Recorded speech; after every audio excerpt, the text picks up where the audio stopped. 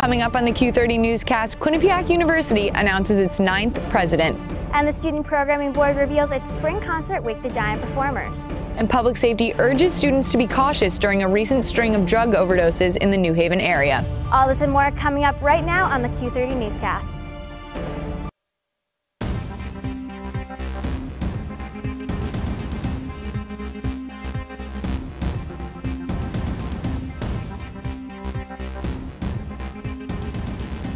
Live from the Student Center Piazza, this is the Q30 Newscast.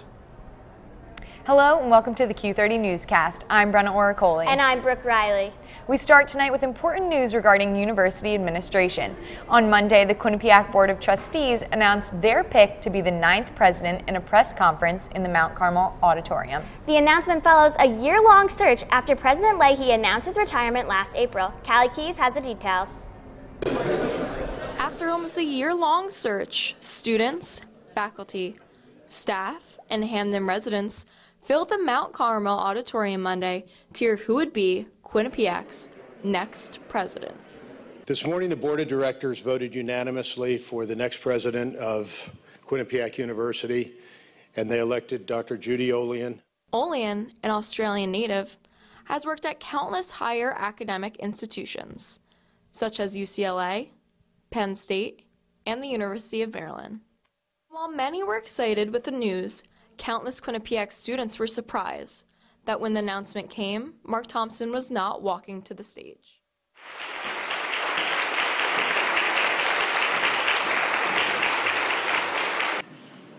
After Olian gave a speech regarding her plans for the future of Quinnipiac, the floor was open for questions from the audience. And a vision that builds on this institution's already amazing accomplishments. Hamden Mayor Kurt Lang also had a chance to grab the mic.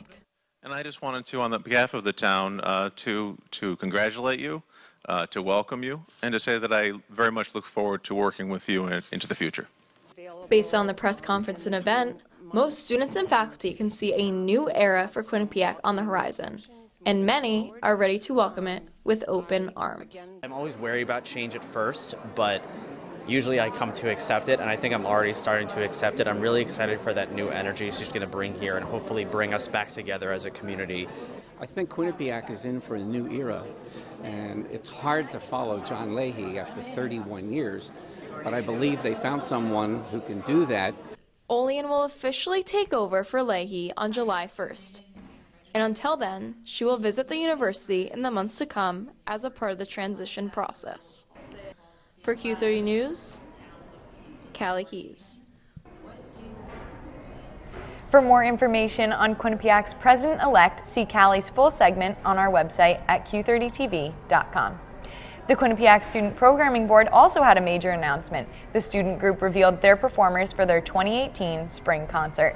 This year's Wake the Giant is slightly different as the organization is partnering with President Leahy. Christina Vitas has the story.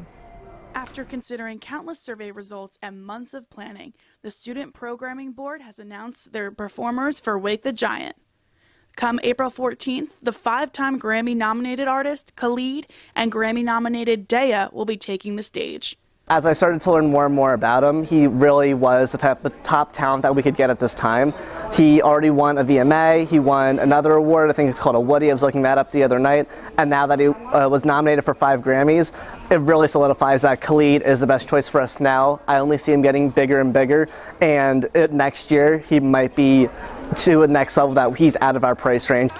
Since the release of the performers, the Quinnipiac campus has been buzzing. I didn't get to go last year, so it's exciting to have such a new artist come to Quinnipiac. I don't know, I think it's a really good choice by the university. I've seen very few, if any, negative comments about it. I think the biggest negative is our alumni who can't come back and watch the show. However, this year there was a slight change in the Wake the Giant advertising, stating that President Leahy and the Student Programming Board presents Wake the Giant.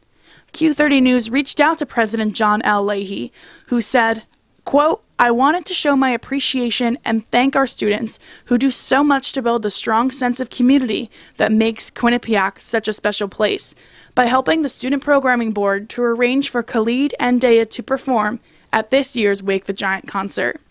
With this being my last year as president, I really want this year's concert to be an exceptional one that our students will remember for years to come, and I plan to attend for at least part of the concert." End quote. He did want to have a presence in this large event since he does recognize that a lot of students go to it, and he wanted to get back to the students, so he did give us a nice financial gift to help make the show even bigger. Although the amount of the financial gift and the overall cost of the concert has not been disclosed, students will certainly be reaping the benefits in April. For Q30 News, Christina Vitas. Last semester, the university announced that they would be making their housing gender inclusive. This semester, the Department of Residential Life has made it a reality. Carrie Golden has the latest on the push for gender inclusive housing. The Office of Residential Life announced that beginning this year, they will be offering gender-inclusive housing.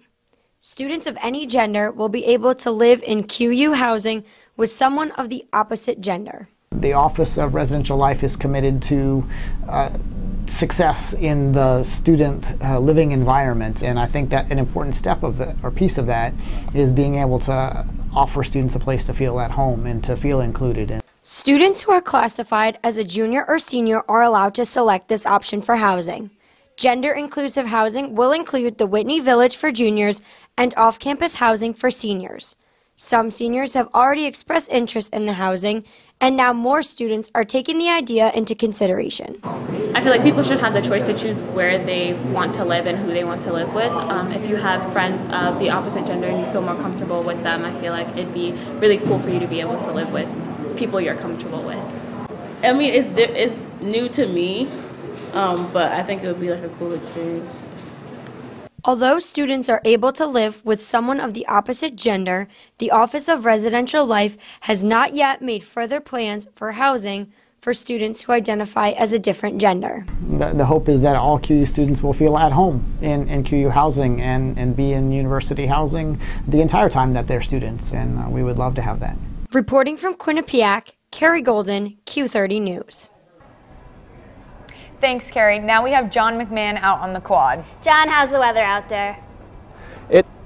It's great, guys. I mean by great, it's cold. Old man winter has definitely come out to play. It's you can expect freezing temperatures and similar ones all throughout the week with a little bit of rain and even sleet mixed in. Stick around for later on and get your full weather forecast. Thanks, John. When we come back, we have an interview with SGA's new Vice President for Student Experience, Austin Calvo. And the residence halls on the Mount Carmel campus were once again left in the dark. Also, Carrie Golden joins us with this week's political update from President Trump's first State of the Union. All this and more after the break.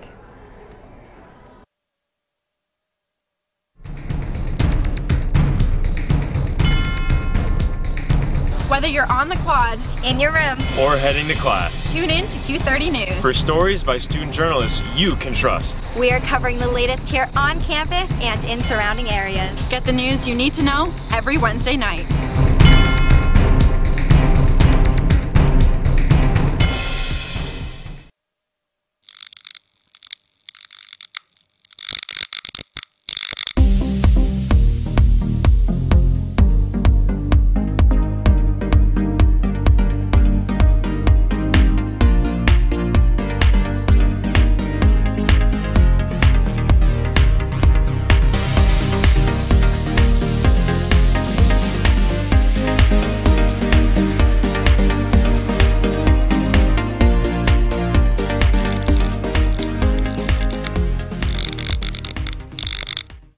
Coming up on #that, we talk about some fun events around Quinnipiac's campus. And we talk about some weird news that's been discussed around Twitter. All that and more, we are your source for Quinnipiac's entertainment news.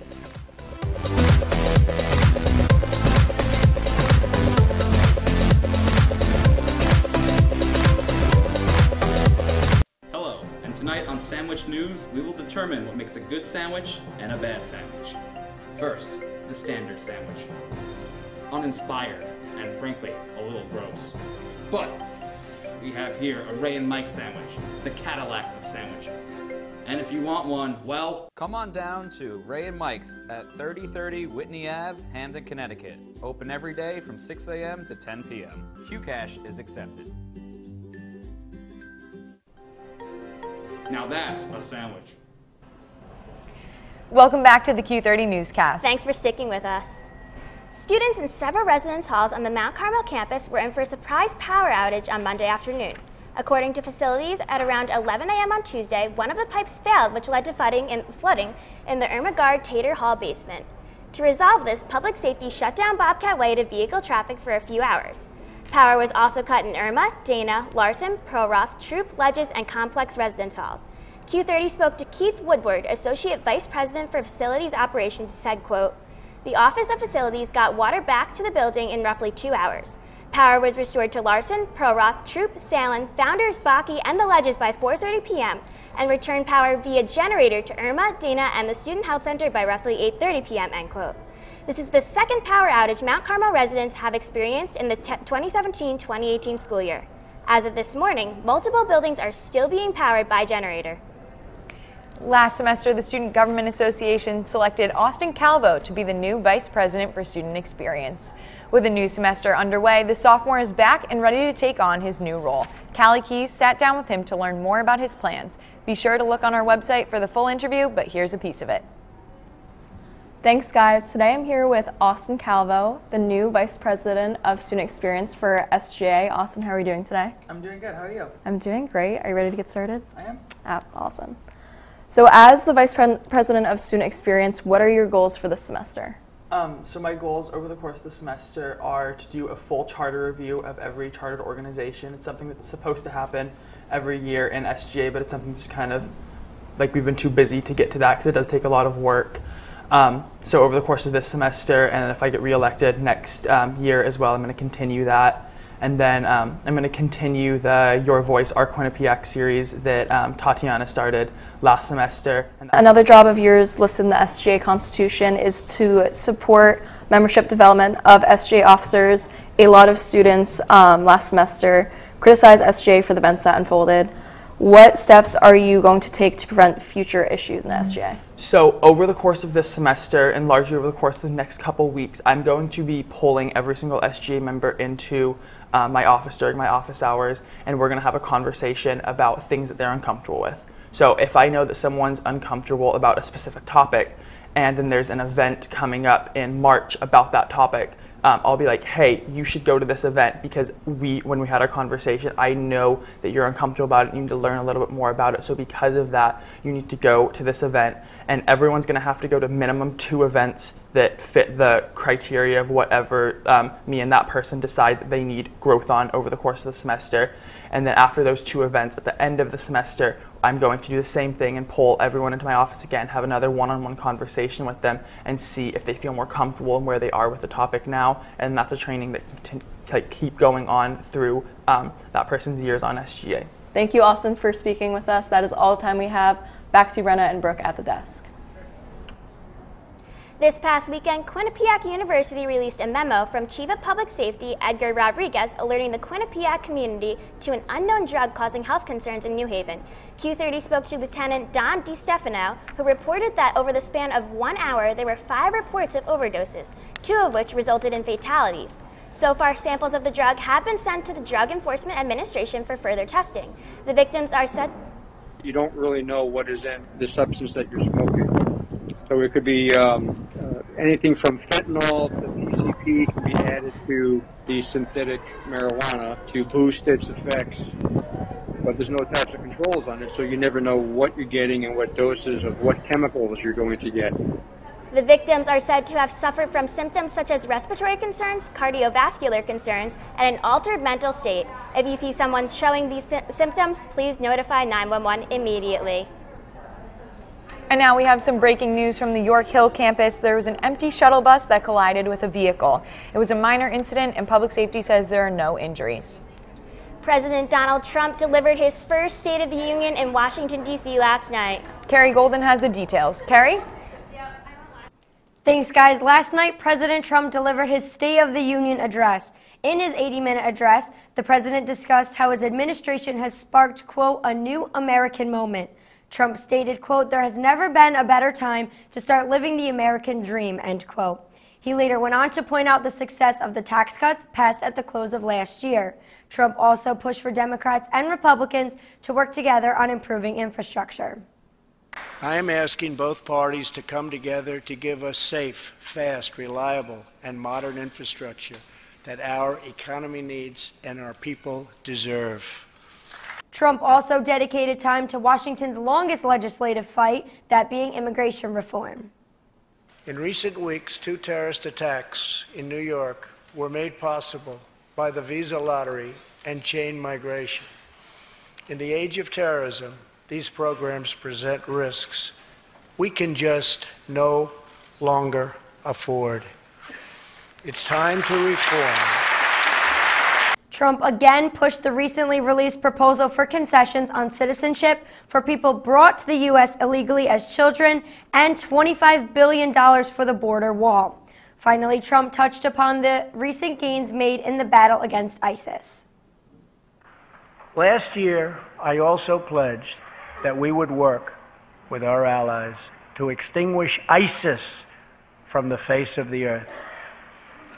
1 year later, I am proud to report that the coalition to defeat ISIS has liberated very close to 100% of the territory just recently held by these killers in Iraq and in Syria and in other locations as well.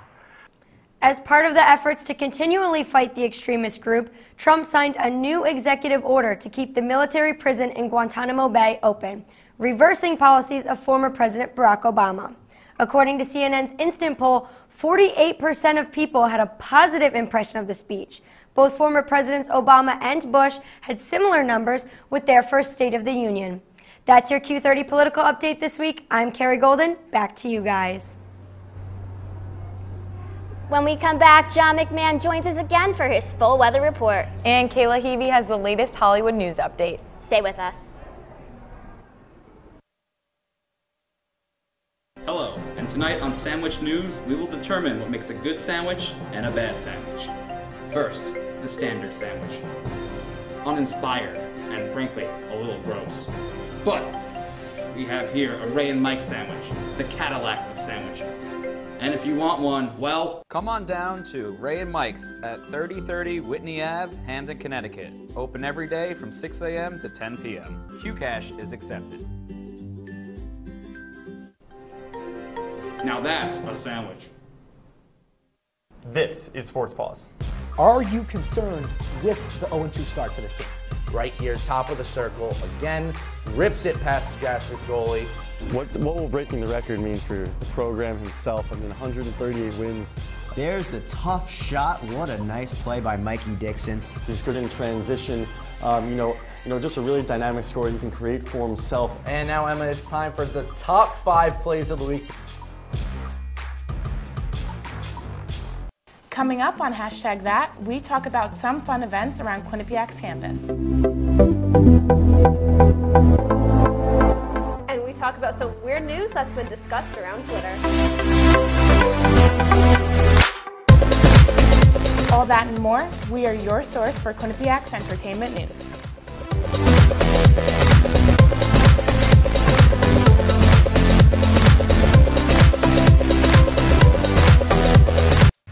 Welcome to the WQAQ Morning Show. Dan Ball and Emma Spagnolo joining you here from the QAQ studios in Hamden. And Emma, it is that time of year again.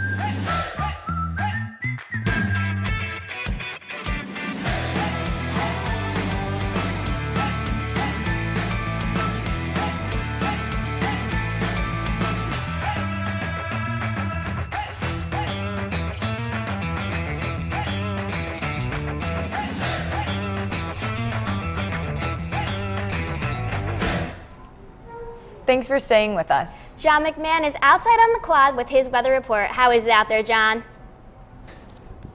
Well, guys, as I mentioned before, it's cold and it's going to continue to be cold. Tonight it's a little cloudy, 32 degrees. Tomorrow we'll warm up a little bit, 41 with some rain. So we couldn't get off that easy. Tomorrow night will be cloudy, go back down to 24. So be careful on those roads, especially with that rain earlier in the day. Moving right along into most of Connecticut. Danbury, as of right now, is 27 degrees and cloudy. Torrington is 26 and cloudy. Killingly is 25, cloudy. New Haven and New London, moving on to the shore. New Haven is about 30 and New London 31. And Hartford is 28, so definitely wearing a jacket out there, guys. Moving right on into our 7-day forecast, obviously, like I said before, moving right into the 7-day forecast, Wednesday's a high of 32 and a low of 26. Tomorrow, Thursday, like I said, mentioned before, a little bit of rain at 41 and a low of 25. So be careful on the sidewalks, roads out there, really freeze over. Make sure you get some salt down. Friday is sunny at 28 and a low of 13. So don't be fooled, guys. This is the real deal. Saturday is a high of 30, a low of 24, and also sunny. Sunday, a little bit of rain and 38. But unfortunately brought down to 32, so again, this ice will be a real big issue. Monday, rain and 38 and a low of 17. And Tuesday is high of 35 and a low of 28. That's all I have for my full weather update. Back to you guys at the desk. And now Kayla Heavey joins us with some entertainment news from the Grammys and more. Kayla, we were talking before the show about one of the performances, and you had some interesting thoughts.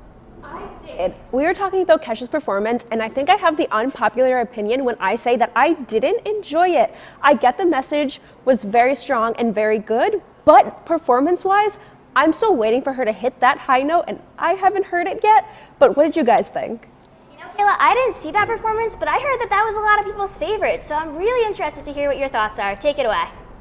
To start off, sad news broke the entertainment world as it was announced that Mark Salling was found dead of an apparent suicide just yesterday. Salling was well known for the hit TV musical dramedy Glee. He played the character of Puck, the bad boy football player with a good heart and even better voice. Salling's character was best friends with Corey Monteith. Monteith died back in 2013 of an overdose. Back in 2015, Salling was charged with possession of child pornography. He pleaded guilty and was free on bail while waited for his sentence in March. Many fans of Salling were saddened by the news of another Glee star gone too soon. Another award show turned political this past Sunday at the Grammys when Hollywood's finest were not afraid to say how they really feel about Trump. Kendrick Lamar opened the night with a fiery performance and message. Lamar, backed by an American flag, took to the stage with dancers dressed in military clothing. He began the night with his fast-paced rap titled XXX, which contained some political lyrics. During Lamar's performance, he brought out comedian Dave Chappelle, who said, quote, "I just wanted to remind the audience that the only thing more frightening than watching a black man be honest in America is being an honest black man in America," end quote. Meanwhile, Camila Cabello made an emotional speech after her performance of the song Dreaming with Kesha. Before introducing U2, she gave a speech which became an inspiration for many. Cabello spoke of her experience as a child of immigrants and coming to the United States. She was saying she worked twice as hard and never gave up to get to where she is today. The speech also touched base on her parents. She was explaining their move to America and with, quote, "nothing in their pockets but hope," end quote. It was such a powerful words were spoken from the young singer. While political statements were certainly one of the highlights of the night, they were not the only things making the Grammy headlines. Bruno Mars won not one, not two, but 6 awards in total, including the always hotly contested Album of the Year. After a memorable and highly talked about performance, Kendrick Lamar took home 5 out of the 7 Grammys he was nominated for, including Best Rap Album, Best Rap Song, and more. One could say that Lamar was humbled by these wins. And at her young age, Blue Ivy was once again making news at the Grammys. After Cabello made her Dreamer speech, Beyoncé and Jay-Z were clapping. And as you can see from the video, this 6-year-old shushed her parents with hands gestures that will sure be iconic, I guarantee. Clearly, Blue Ivy was not impressed, but she certainly stole the show. That's all I have for your entertainment update. I'm Kayla Heavey, Brenna, Brooke, back to you both at the desk. Thank you, Kayla. When we come back, Olivia Schuler joins us with all things Quinnipiac sports. And a Quinnipiac sorority and fraternity work together to raise money for Q-thon. We'll be right back.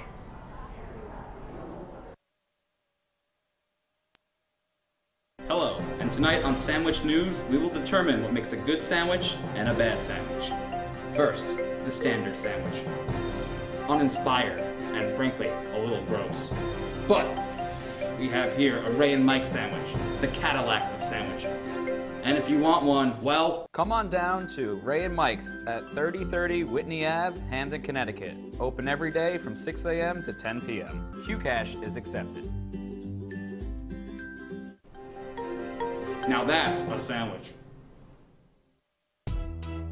Bobcat Breakdown presented by the Quinnipiac Bobcats Sports Network. We are your source for debate. Did they make the playoffs last year, Tom Jenkins? When it clicks, it clicks. We dissect Quinnipiac athletics on a scale you've never seen before. With Tobia, it almost looks like she's reaching a little bit. Plus, we bring in the biggest names surrounding college sports. We are live here at the Times Union Center with Jay Billis. And of course, some comedy. But you can only have so much arena food. I think you're crazy. Bobcat Breakdown. Tuesdays at 9:30.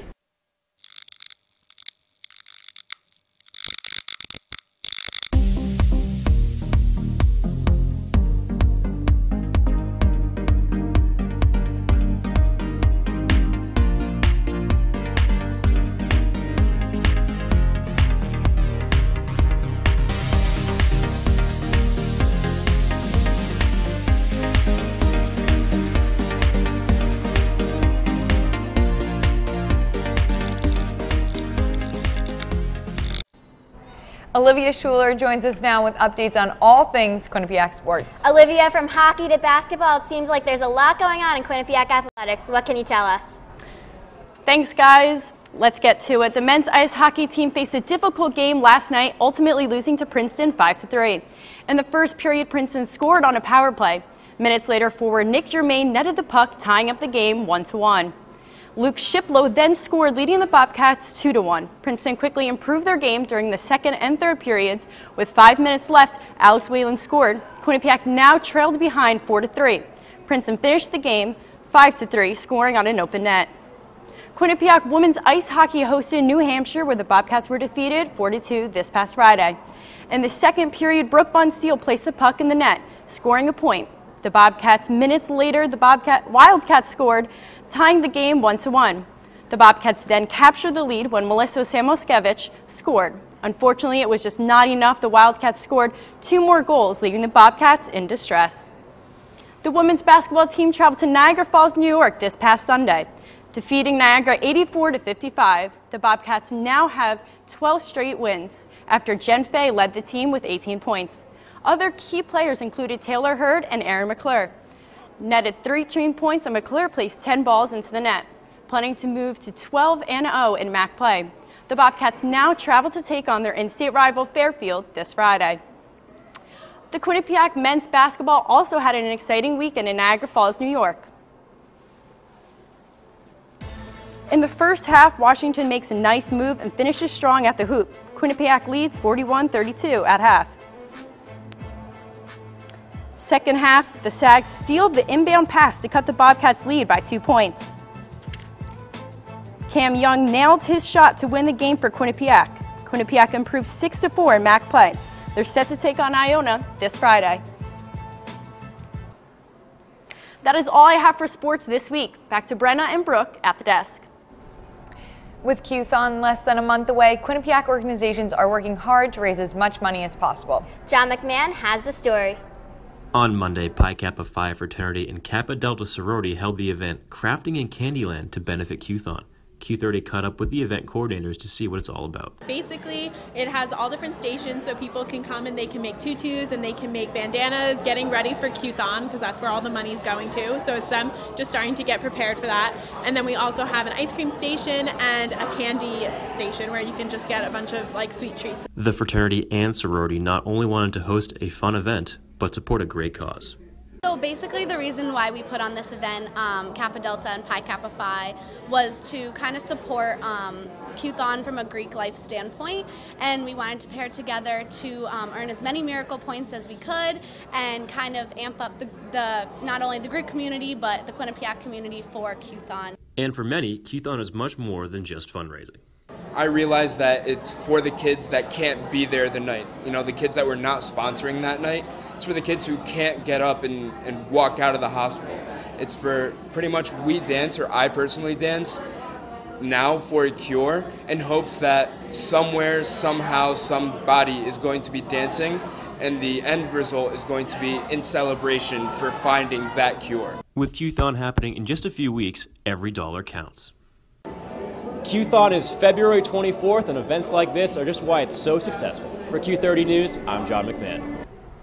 Thank you, John. That's all we have for this week's Q30 Newscast. Join us next week and every other week at our regular time, 9:30 on Wednesdays. Until then, follow us on Twitter at Q30 News and visit our website at Q30TV.com for the latest news from Quinnipiac and the local community. I'm Brooke Riley. And I'm Brenna Oracoli. Good night, Bobcats.